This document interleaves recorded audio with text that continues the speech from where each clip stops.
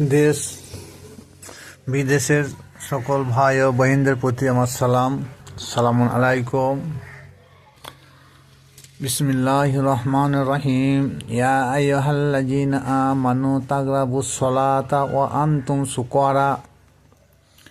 সূরা নিসা আয়াত নম্বর 43। এই আয়াতে আল্লাহ পাক রব্বুল আলামিন বলেন, হে ঈমানদার বিশ্বাসীরা, তোমরা নেশাগ্রস্ত অবস্থায় কখনো নামাজের ধারে পাশে যেও না।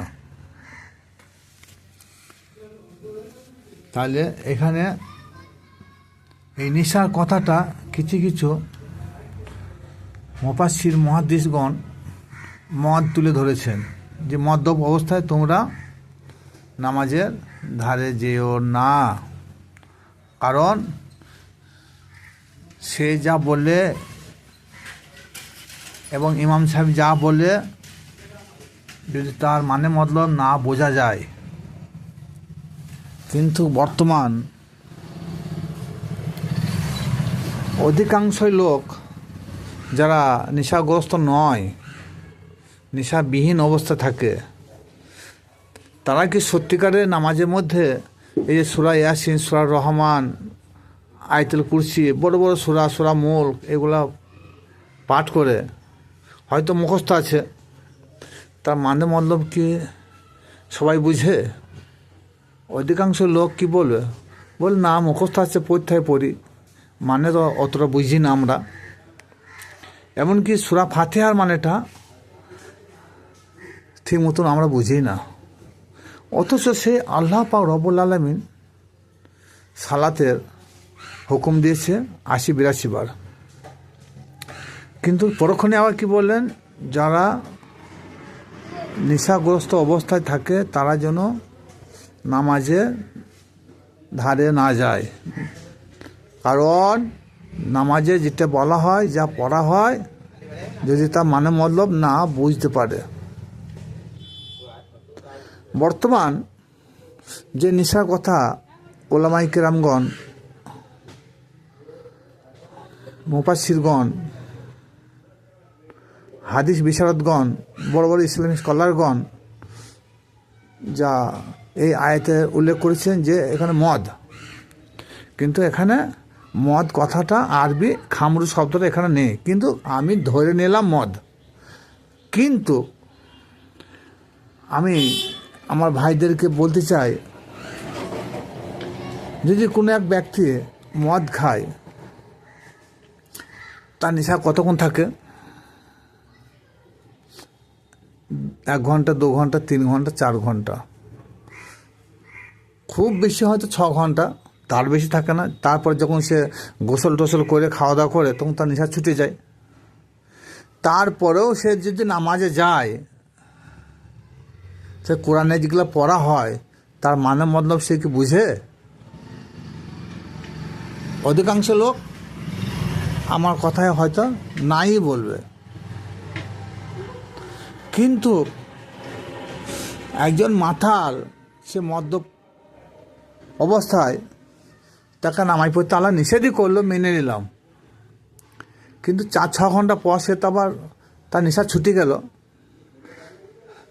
তাহলে যখন সে নামাজে গেল তখন সে কোন নেশায় পাগল হলো? যে কোরআন পড়ছে, কোরআন আয়াত পড়ছে, সূরা পড়ছে, তার মানে মতলব বুঝতে পারলো না। একটু চিন্তা ভাবনা করবেন।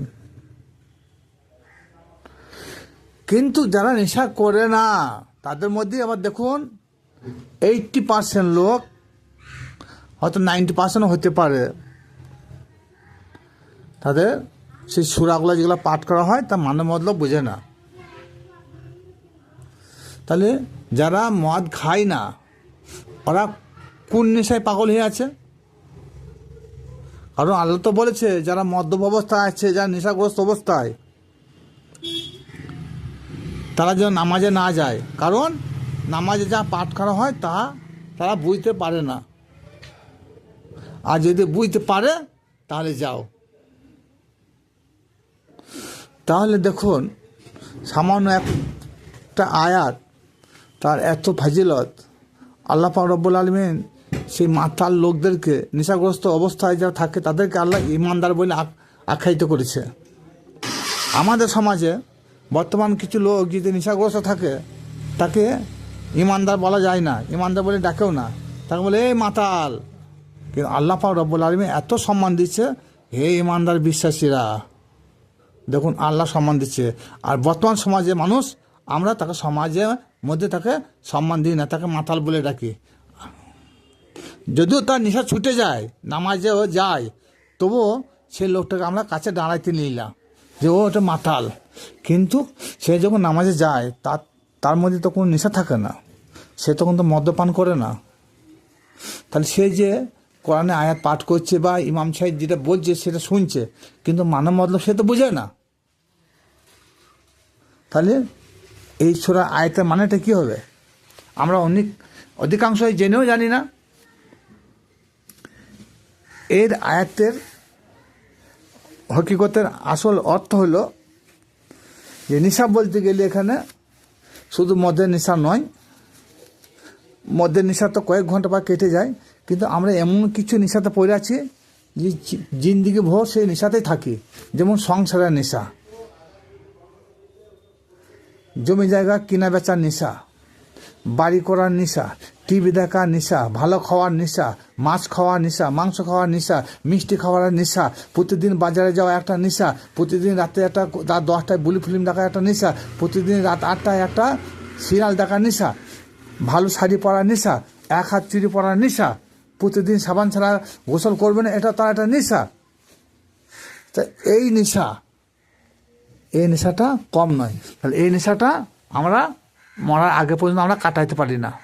তার জন্যে আল্লাহ পাক রব্বুল আলামিন ওই জন্যই বললেন যে তোমরা নেশাগ্রস্ত অবস্থায় খবরদার নামাজের ধারের পাশে যেও না। কারণ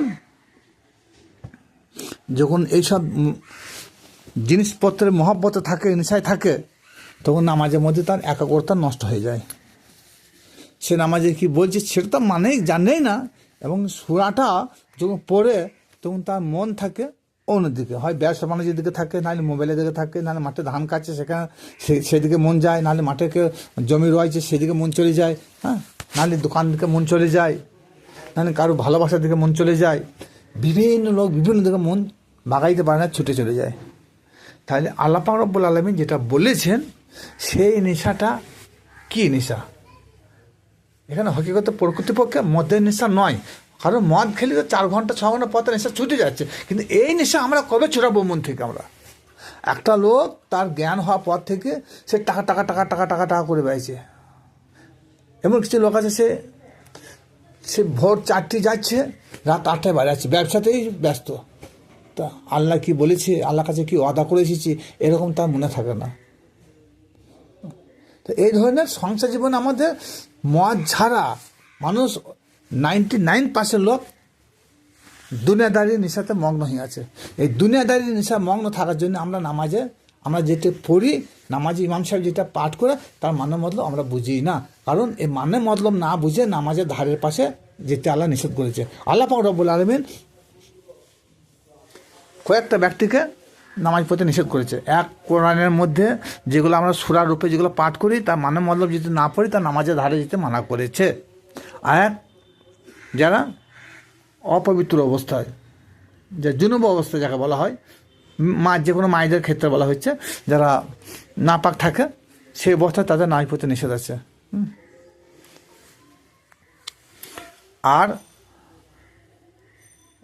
নেশাগ্রস্ত অবস্থায় এই তিন সম্প্রদায়ের লোককে আল্লাহ নামাজ পড়তে নিষেধ করেছে। আবারও বলছে, নেশা অবস্থায় যারা থাকে তাদের নামাজ পড়তে নিষেধ করেছে, যারা অপবিত্র তাদের নামাজ পড়তে নিষেধ করেছে, আর যারা কোরআনের সূরা মানে মতলব বুঝে না, নামাজের মানে মতলব বুঝে না, তাদেরকেও নামাজ পড়তে নিষেধ করেছে। এটা আমার কথা নয়, হয়তো অনেকে হয়তো এই কথাটা শুনে রেখে যাবেন, কিন্তু আল্লাহ পাক রব্বুল আলামিন কোরআনেই বলেছে। সূরা নিসাটা আমরা পাঠ করুন, 43 নম্বর সূরা, এবং তফসির দেখুন, তাহলে বুঝতে পারবেন। তবে আবারও বলছি, এই আয়াতের মধ্যে মদের কথাটা উল্লেখ নয়। মদকে আরবিতে খামরু বলা হয়। অন্য সূরা বাকারার আয়াতে বলা হয়েছে মদ হচ্ছে শয়তানের কাজ। মদ, জুয়া, লটারি, তীর, হ্যাঁ, এগুলো হচ্ছে শয়তানের কাজ। কিন্তু যেখানে সরাসরি হারাম সেটা নেশা হারাম, মরা পশু মাংস খাওয়া হারাম, আল্লাহ নাম ব্যতীত কোনো পশুকে জবাই করা সেটা হারাম, অনেক কিছু এরকম হারাম করেছে। সুরে মাংস খাওয়া হারাম প্রকাশ্যে আল্লাহ বলেছে। কিন্তু এই যে নেশা, আল্লাহ কেন সরাসরি তফসিলে বলা আছে যে নেশাগ্রস্ত, নেশা কিন্তু একরকম নয়। মদের নেশা কয়েক ঘন্টা পর কেটে যায়, কিন্তু এ কোন নেশা? এ হচ্ছে দুনিয়াদারি নেশা, সংসারের নেশা, আমিত্ব নেশা। আমরা আশা করি সবাই দুনিয়াদারি নেশা থেকে আমরা যেন দূরে থাকতে পারি, দুনিয়াদারি নেশা বর্জন করব, আমিত্ব বিসর্জন করব, আল্লাহ রসুলের গোলামি করব। আল্লাহ রসুলের গোলামি করলে আল্লাহ নৈকট্য লাভ করা হবে। আল্লাহ রসুলের গোলামি না লাভ করতে না পারলে আল্লাহকে ভালোবাসা হবে না, আল্লাহর ইত্তেবা করা হবে না। সুতরাং আল্লাহর রসুলের যতক্ষণ আমরা ইত্তেবা না করব ততক্ষণ আল্লাহর ইত্তেবা করতে পারবো না।